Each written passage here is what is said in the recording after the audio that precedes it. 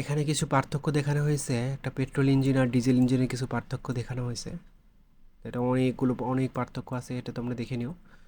আহ, আমি একটু হালকা যে ইম্পর্টেন্ট জিনিসগুলো আছে সেটা একটু দেখাই দিই। তো এই পেট্রোল ইঞ্জিনের যে কম্প্রেশনের শেষের যে চাপ থাকে সেটা হচ্ছে 10 বার, আর এটা হয় হচ্ছে 35 বার। কম্প্রেশনের শেষের পয়েন্টের চাপ। আর এখানে আরেকটা জিনিস, সেটা পেট্রোল ইঞ্জিনে কম্প্রেশন রেশিও থাকে 6 থেকে 10 মধ্যে, আর ডিজেল ইঞ্জিনে কম্প্রেশন রেশিও থাকে 15 থেকে 25-এর মধ্যে। এটা মুখস্থ রাখতে হবে। তো এই একটা জিনিস দেখলাম যে 10 বার আর একটা 35 বার, চাপ অনেক বেশি এখানে ডিজেলে। ডিজেলের থার্মাল ইফিসিয়েন্সি তো বেশি থাকে, এই জন্য এটা কম্প্রেশন রেশিও 15 থেকে 25, আর এটা হচ্ছে 6 থেকে 10।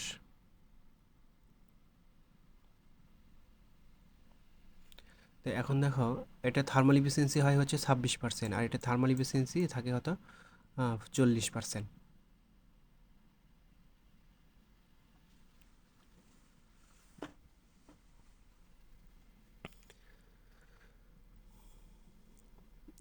Scavenging of IC engine. স্ক্যাভেঞ্জিংটা কি? স্ক্যাভেঞ্জিং বলছে যে in an internal combustion engine is the process of removing the burn gases from the combustion chamber of the engine cylinder. The engine সিলিন্ডারে যে কম্বাশন হয় সেটা হচ্ছে গ্যাস থাকে, বার্ন গ্যাস থাকে, এটা রিমুভ করার হচ্ছে একটা প্রসেস।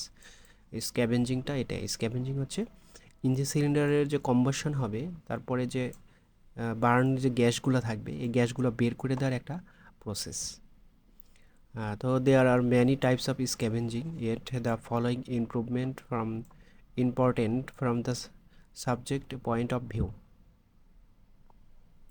The scavenging তো বিভিন্ন ধরনের হয়, সেখানে কিছু বলা হয়েছে যে ক্রস ফ্লো স্ক্যাভেঞ্জিং একটা আছে, ক্রস ফ্লো ক্যাভেঞ্জিং। আরেকটা বলা আছে হচ্ছে back flow or loop scavenging, একটা ইউনিফর্ম স্ক্যাভেঞ্জিং। এই সবগুলো স্ক্যাভেঞ্জিংয়ের মাধ্যমেই পোড়া গ্যাসটা বের করে দেওয়া হয়, এগুলো কিন্তু আর কি। The scavenging efficiency of 4 stroke cycle diesel engine is between 95 থেকে 100% পর্যন্ত হতে পারে। তো একটা স্ক্যাভেঞ্জিং এফিসিয়েন্সি হচ্ছে 4 স্ট্রোক ডিজেল ইঞ্জিনের ক্ষেত্রে 95 থেকে 100% পর্যন্ত এটার কিন্তু এফিসিয়েন্সি হতে পারে। এখন দেখো ignition system of petrol engine. তো পেট্রোল ইঞ্জিনের ইগনিশন সিস্টেম এখানে বলছে।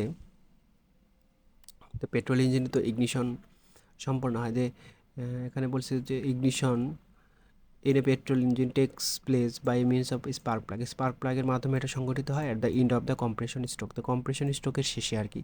The voltage require the produce spark across the gap between the sparking point of plug is এত। যে 6000 থেকে 10,000 ভোল্টেজ আমার তৈরি হয় স্পার্ক প্লাগে, যখন পেট্রোল ইঞ্জিনে স্পার্ক করবে আর কি স্পার্ক প্লাগ, তো 6000 থেকে 10,000 ভোল্টেজ এখানে তৈরি হয়। The following ignition system of petrol engine are important. তাহলে এই সবচেয়ে গুরুত্বপূর্ণ যে বিষয়টা সেটা হচ্ছে কয়েল ইগনিশন সিস্টেম আর হচ্ছে ম্যাগনেটো ইগনিশন সিস্টেম। এই দুইটা সিস্টেমের মাধ্যমে স্পার্ক প্লাগটা সংঘটিত হতে পারে। কয়েল ইগনিশন সিস্টেমটা এখানে দেখানো হয়েছে, আমরা একটু দেখে নিই। এটা ডিপ্লোমাতে দেখানো হয়েছে। তো একটা ব্যাটারিতে যখন এখানে আমরা সুইচটা দিচ্ছি, তখন এখান থেকে পাওয়ার সরাসরি প্রাইমারি কয়েল থেকে সেকেন্ডারি কয়েলে গিয়ে হাই ভোল্টেজটা তৈরি হচ্ছে। তো এখানে হাই ভোল্টেজটা এসে দেখো এই স্পার্ক প্লাগে ডিস্ট্রিবিউশন হচ্ছে। হুম। আর যদি কিছু কারেন্ট থাকে সেটা হচ্ছে কন্ট্যাক্ট ব্রেকের মাধ্যমে কনডেন্সার হয়ে গ্রাউন্ডিংয়ে চলে যাচ্ছে। তো এখানে যখন স্পার্কটা সংঘটিত হচ্ছে, এই ডিস্ট্রিবিউটরের মাধ্যমে এই স্পার্কগুলো কন্ট্রোল করা হয়। আর এটা হচ্ছে ইঞ্জিন সিলিন্ডার। তো এখানে স্পার্কটা সংঘটিত হচ্ছে।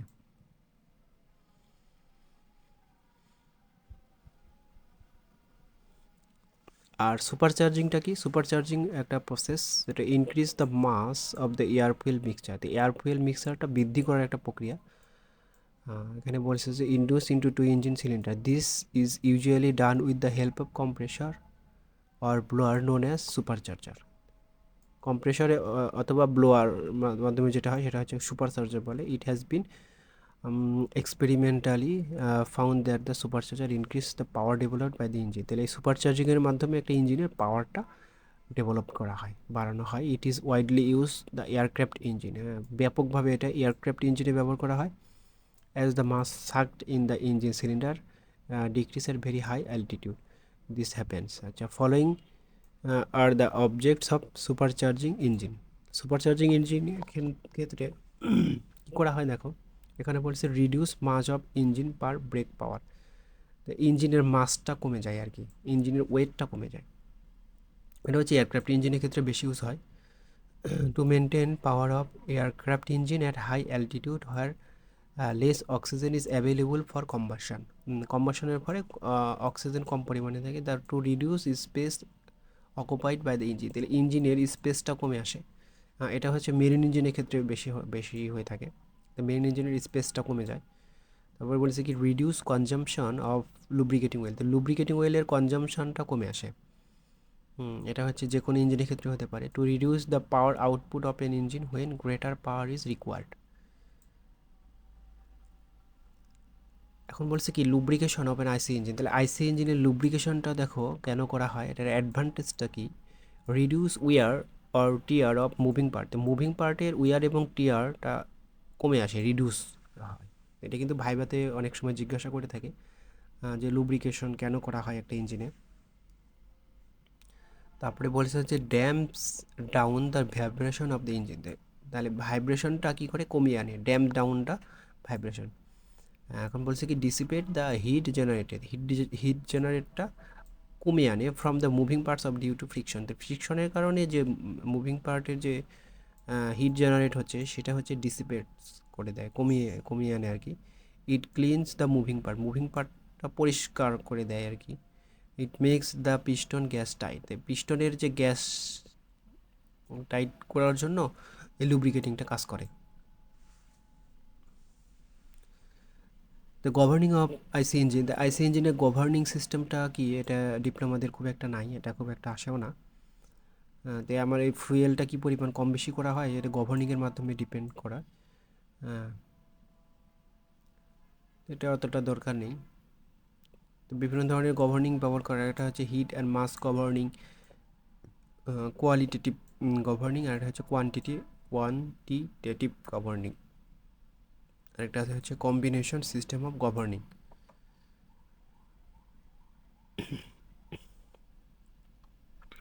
তো কার্বোরেটর দেখো, এখন বলা হয়েছে যে carburettor is a device for atomising and vaporising the fuel and mixing it with the air in the varying proportion to suit the changing operating condition of the engine.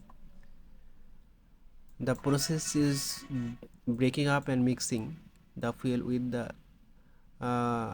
air is called carburation. তো কার্বোরেটরের মাধ্যমে air fuel মিক্সারটা করা হয়, সেই মিক্সারটা এখানে বলা হয়েছে আর কি। Spark প্লাগটা কি দেখো, তাই বলছে spark plug is a device use to produce spark in ignition the charge petrol engine, তো পেট্রোল ইঞ্জিনে চার্জটা করার জন্য যে এই স্পার্ক প্লাগটা ইউজ করা হয়, it is always screwed into the cylinder head, the cylinder হেডে এটা স্ক্রুড করা থাকে মানে বসানো থাকে। It is usually design to withstand pressure up to 35 bar, 35 bar প্রেশারে এটা বসানো মানে এখানে কাজ করে আর কি, বসানো থাকে।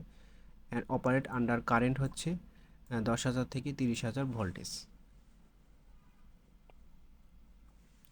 আর এটার গ্যাপ রাখা হয়েছে 0.3 মিলিমিটার থেকে 0.7 মিলিমিটার, এটা কিন্তু গুরুত্বপূর্ণ এই স্পার্ক প্লাগের গ্যাপটা 0.3 মিলিমিটার থেকে 0.7 মিলিমিটার পর্যন্ত হয়ে থাকে। আর detonation in IC engine, detonation, knocking, এই জিনিসগুলা একটু দেখে নিই। Loud pulsating noise heard within the engine cylinder of an IC engine is known as detonation. Loud pulsating noise, এই লাউড পালসেটিং নয়েজটাই হচ্ছে detonation, also called knocking or pinking, এটা knocking এবং পিঙ্কিংও বলা চলে। It is caused to the propagation of high speed pressure wave created by the auto ignition on portion of unburned fuel.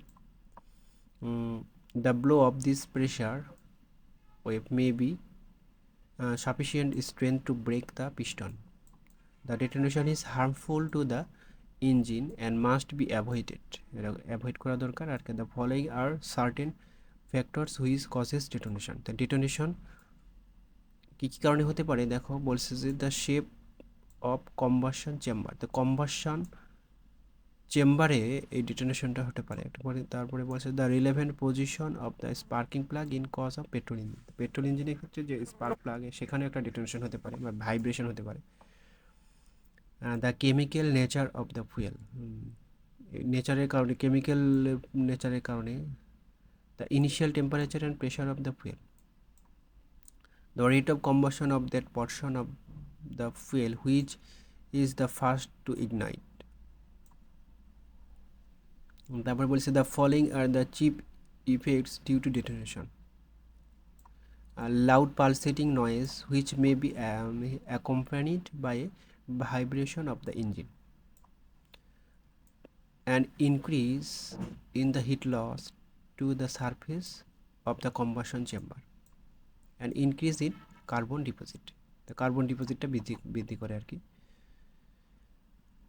তো SI engine মানে spark plug engine যেটা হচ্ছে সেটা হচ্ছে অক্টেন নাম্বার কি আর হচ্ছে সিটের নাম্বার কি, সিটের নাম্বার হচ্ছে ডিজেল ইঞ্জিনের হিসাব করা হয় সিটের number, CI engine compression engine বা ডিজেল ইঞ্জিন সেটা হচ্ছে সিটের নাম্বার। আর হচ্ছে এখানে দেখো যে অক্টেন নাম্বারটা হচ্ছে octane number of petrol engine রাখা হয় হচ্ছে 80 থেকে 100-র মধ্যে। এটা কিন্তু মোস্ট ইম্পর্টেন্ট একটা ইয়ে, সেটা মনে রাখবে যে অক্টেন নাম্বারে পেট্রোল ইঞ্জিনে অক্টেন নাম্বার থাকে হচ্ছে 80 থেকে 100-র মধ্যে। আর সিটের নাম্বার হচ্ছে ডিজেল ইঞ্জিনে এটা রাখা হচ্ছে 40 থেকে 55। এই দুইটা জিনিস একটু মাথায় রাখতে হবে, 40 থেকে 55 আর একটা হচ্ছে 80 থেকে 100-র মধ্যে। তো দেখো অক্টেন নাম্বারটা কি সেটা